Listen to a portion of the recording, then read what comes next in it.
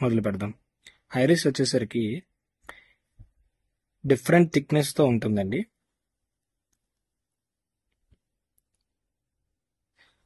So different థిక్నెస్తో ఉంది అంటే ఒక దగ్గర ఖచ్చితంగా థిక్కెస్ట్ ఉంటుంది అండ్ ఇంకో దగ్గర థిన్నెస్ట్ ఉంటుంది. సో థిక్కెస్ట్ వచ్చేసరికి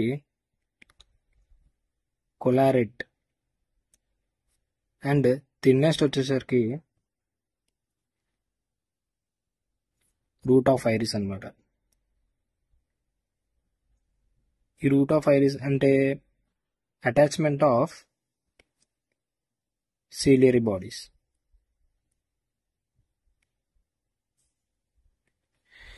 అండ్ దీని అంత.